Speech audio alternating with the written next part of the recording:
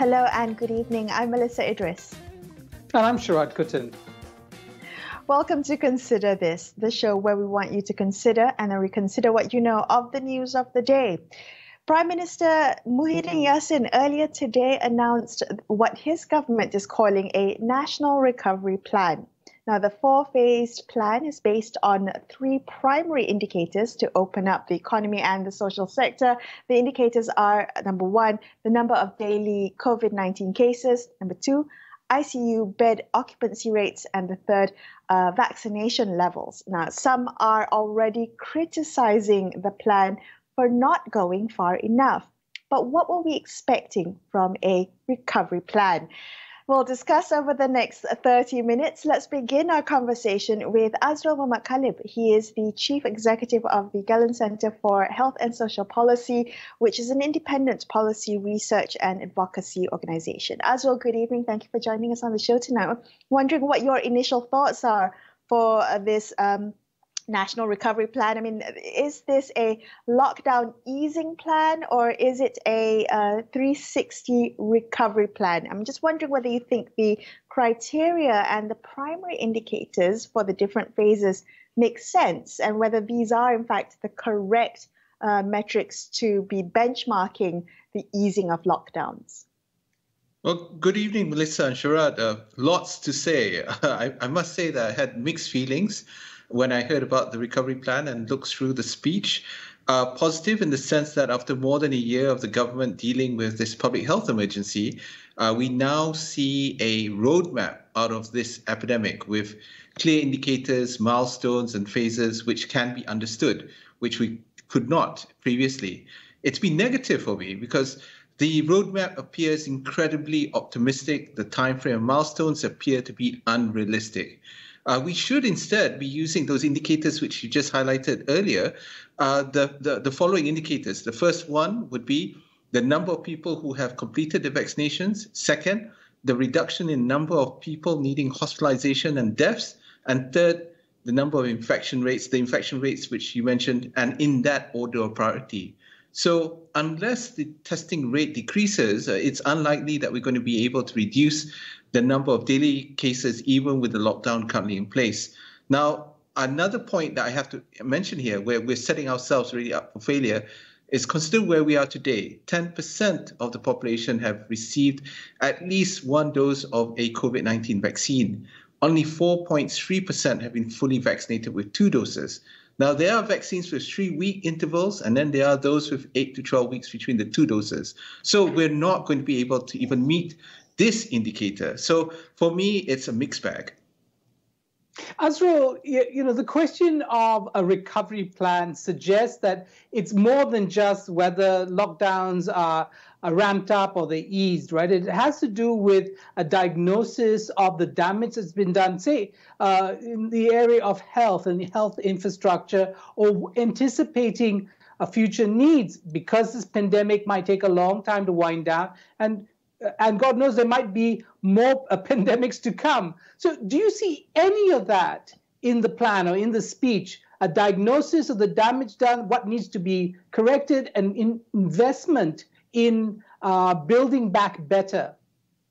Well, certainly none of that has been mentioned in the speech, simply because this is supposed to be a speech that is outlining the way forward for a roadmap to ease out of the current public health emergency that we're having. But we certainly anticipate that many of those points that you just raised will be highlighted in the upcoming budget for 2022, which hopefully will be able to actually have a parliament for us to have debate over those budgets. And those are issues that we really need to be able to look at and to be able to prepare for. Because as you said, we're not looking just about this epidemic, but also for the pandemics to come. And I have to say that when we are looking in terms of where we are with the healthcare infrastructure today, it's incredibly stretched, and it is at full capacity as it is. So I'm very worried that the roadmap today is not thinking enough about those questions, but it's just a tick in the box to satisfy a lot of people have been demanding what is the plan, what is the way forward, how does the future look like? Azrul, coming back to something you said a little bit earlier about this roadmap, you said that it's optimistic but unrealistic, and I'm just wondering where it's unrealistic. You talked a bit about the, being fully vaccinated, having received 2 doses, but what else are the stumbling blocks you reckon to achieving the markers in this roadmap? I'm just wondering, have we taken into account variants and supply of vaccine? Are we thinking about, herd immunity, which includes non-citizen population, migrant populations? Well, Melissa, unfortunately, I don't see anything really different here in this recovery plan. If you took the MCO, the CMCO, the RMCO from last year, and you put them all together in a flow chart, this is essentially what you have, except that we now have the added element of the vaccination drive in this particular case. This time, we're not guessing or trying to speculate what the goalposts are for the different stages, although we are trying to find out what moderate or sufficient ICU beds refer to. And it also, we have to be able to look at this plan in cognizant of some of the challenges that are coming ahead, especially on the issue of variants. Variants have already put a spanner into the UK's own exit plan, which it was supposed to by next week to be able to exit and go back to so-called normalcy. But now they're having to postpone for at least another month because of the issue of variants being much more aggressive and is currently dominating and perhaps even causing another surge of new cases in the UK. So we need to be able to look at some of these other issues which could actually have a strong influence on whether or not we're going to be able to achieve these sort of indicators that the government has outlined. Now, it's important for us to learn from other countries because they are already going through what we are going to go through in the near future, and we're nowhere near the UK, US, or Singapore for that matter. Okay, Azrul, very quickly, what are the remaining policy blind spots, do you think, that need to be addressed urgently, this recovery plan notwithstanding? Well, one of the blind spots I see, and certainly something of a consternation for public health specialists right now, is this seemingly prosecution of migrant workers, migrant communities, which seem to exclude them from the ongoing vaccination effort. And it's important to include them, to provide them with the reassurance and the trust to enable for them to also be vaccinated. And I think this is a very problematic point because you cannot talk about herd immunity without also including some of these other populations which are irregular, who do not have ICs, who are stateless, who are in rural areas and so forth. So we need to be able to be realistic about targets. We need to also speak to the issue of not leaving anyone behind, and most importantly, to be able to look at the policies that are able to build beyond the current epidemic and something that is inclusive for all. So it's a problem right now when the policies from the government are excluding people from vaccination programs. Azrul, thank you. Always a pleasure speaking with you. That was Azrul Mohammed Khalib from the Gallen Centre. We're going to take a quick break. After this, more on the National Recovery Plan. Stay tuned.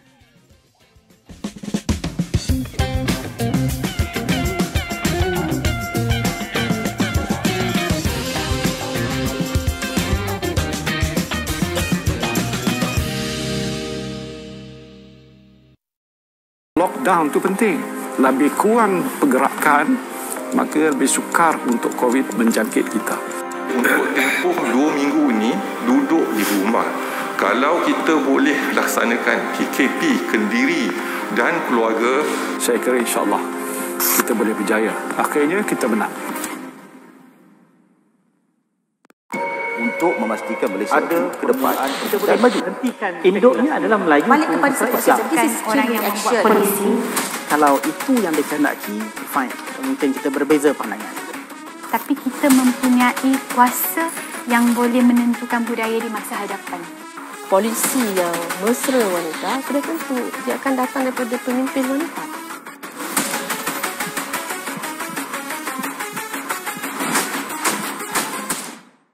Perang COVID-19 masih belum berakhir. Dalam kita berusaha memutuskan rantaian wabak ini,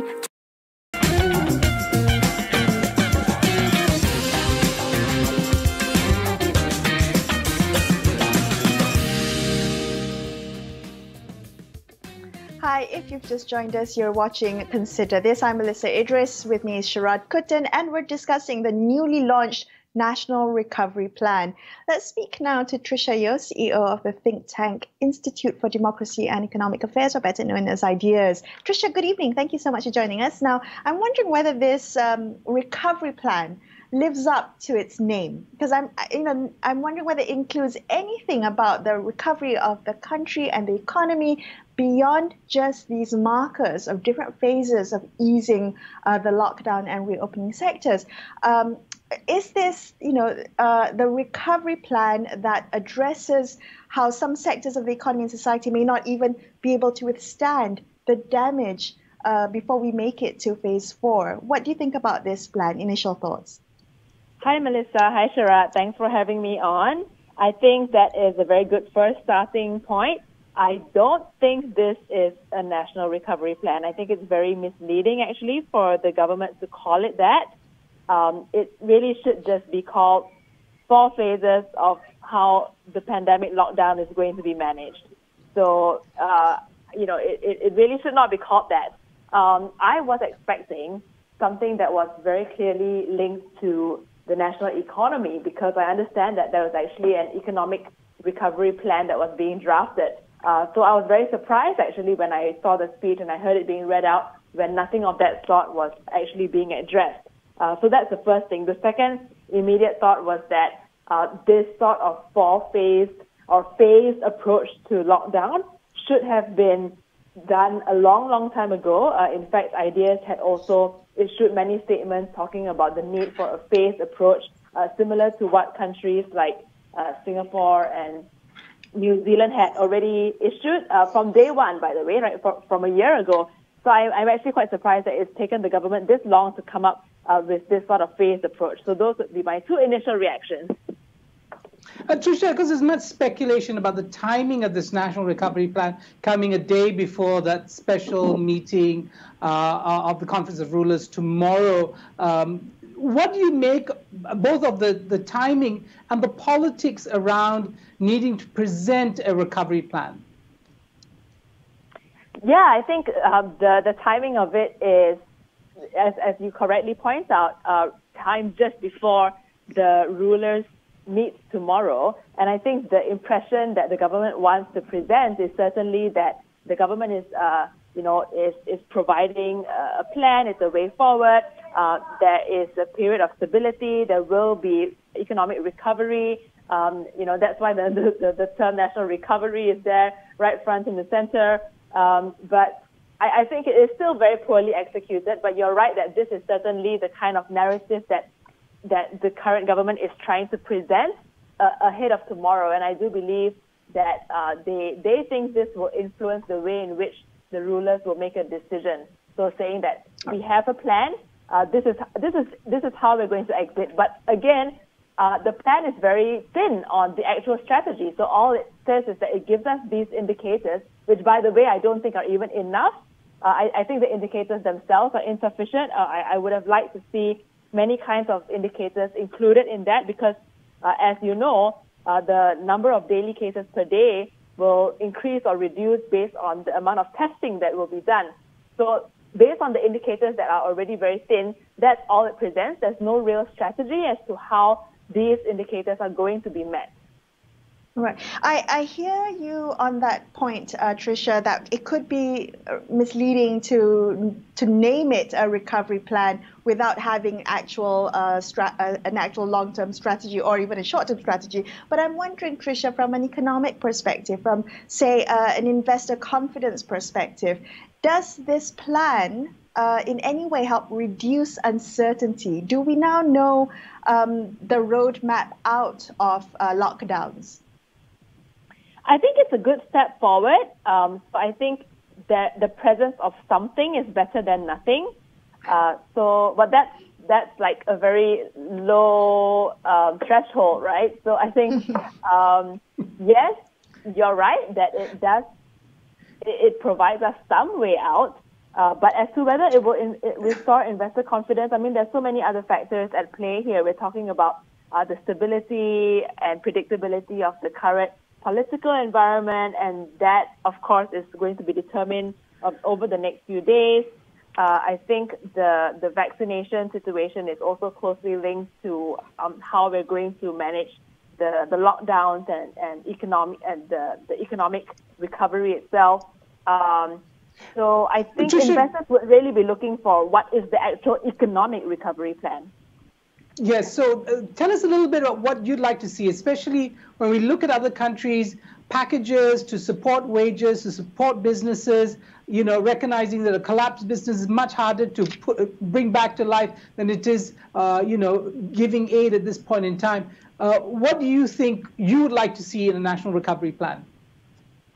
The National Recovery Plan has to look at the economic structural problems, and I've said this before, that the pandemic merely accelerated or highlighted the existing problems already. So we do need to look at the structure of the actual economy, or rather, this is an opportune time to address these failures and deficiencies, because really, we will be, once we address the pandemic, then the hard realities are going to hit.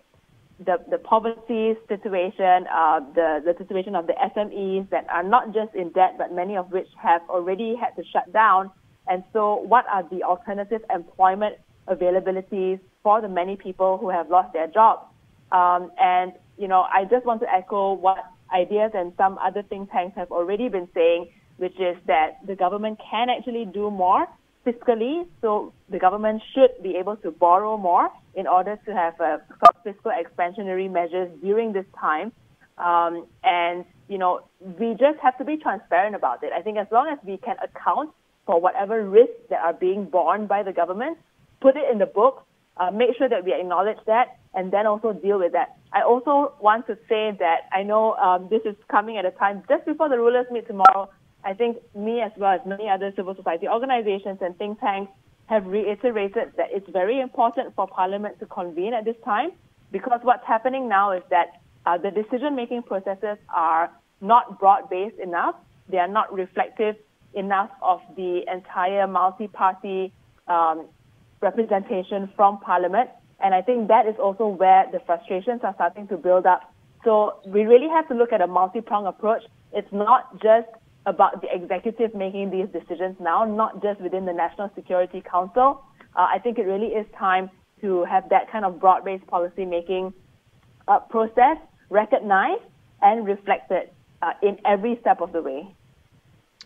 Thank you, Tricia, for those pertinent points that you brought up tonight. That was Tricia Yeoh, CEO of Ideas there. More in just a couple of minutes on this topic, so stay tuned to consider this.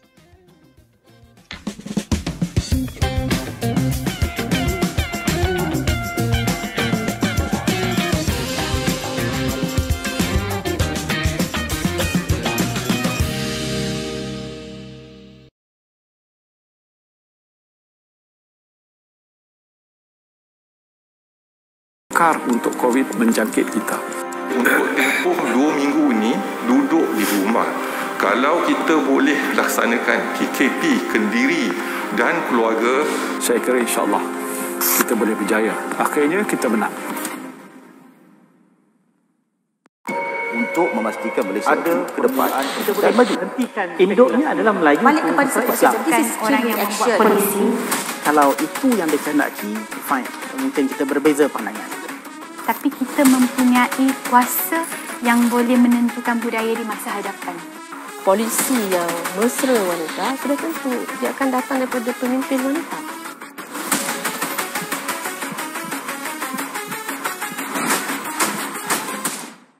Perang COVID-19 masih belum berakhir. Dalam kita berusaha memutuskan rantaian wabak ini, kita jangan terpedaya dengan virus maklumat palsu. Simak fakta melalui www.astroawani.com atau aplikasi Astro Awani. Teruskan berdisiplin, ratakan lengkungan pandemik ini. The third wave of COVID-19 has taken us by storm. There's no room to take anything lightly. Everyone must follow all the steps to stop the spread of COVID-19. Social distancing, face mask, follow these steps, this SOP with the utmost discipline. Together, we can flatten the curve. Bila sentuh soal berita, tiada masa untuk tunggu. Kepada anda kami bawakan fakta, susulan dan kupasan yang terkini. Tiada drama dan tiada pengulangan. Usah tunggu lama-lama. AWANI 745.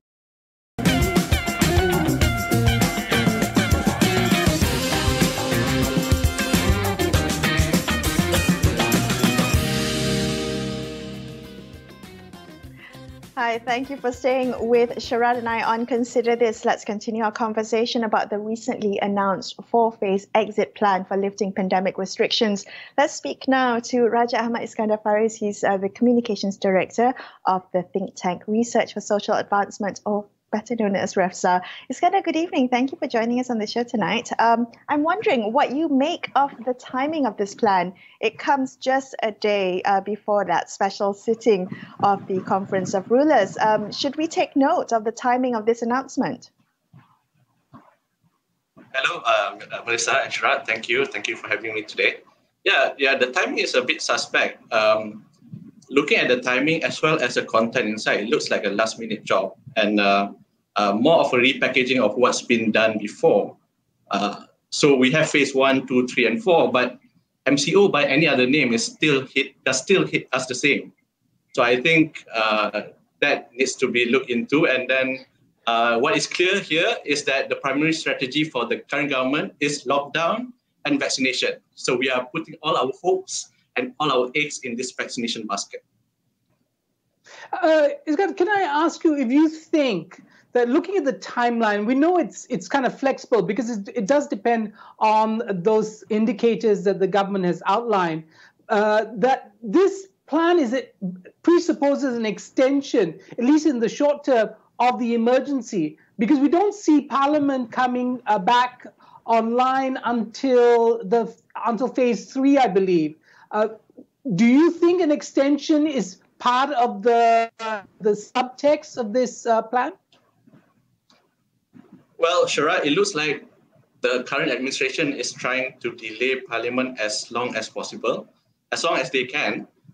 From the current structure of the plan, I would prefer, if you compare with the New Zealand kind of approach, which is the 5 levels of alerts, because that, if you talk about dynamic challenge, when the Prime Minister said that we are facing a dynamic challenge, so things can change. So I think the more accurate matrix is a 5-level threat alert than a 4-phase linear timeline, because your timeline can extend. Like we see today, we are in phase 1, but an extended of phase 1.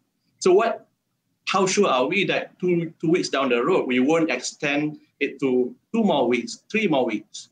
So that kind of dynamism of challenge we need to take into. Our response to it also needs to be dynamic. So I think there is a failure to grasp that this is a long-term battle instead of a short-term one. So where do you think the failures are in this plan, Iskandar? Is it in the timeline that you just mentioned, or is it in the indicators? I'm just wondering how loose this plan is, because it doesn't seem to be giving us much certainty in terms of when, in terms of a roadmap to exit lockdown restrictions. I agree with you there. There's a lot to unpack, but I would go to the crux of it. I think it's the failure to understand the whole context or the background of our situation. So COVID-19, the fight against COVID-19 is a war, and it's not a conventional war that we understand in that sense. Firstly, the enemy is invisible and is lurking around within the community. As we learned the hard way, no walls can contain it, no prisons can stop it. Secondly, this is a long-haul war. We are actually being sieged by the virus. And one way to end this war is vaccination. But this can only truly happen in the long run, when the significant portion of the population of the world is vaccinated.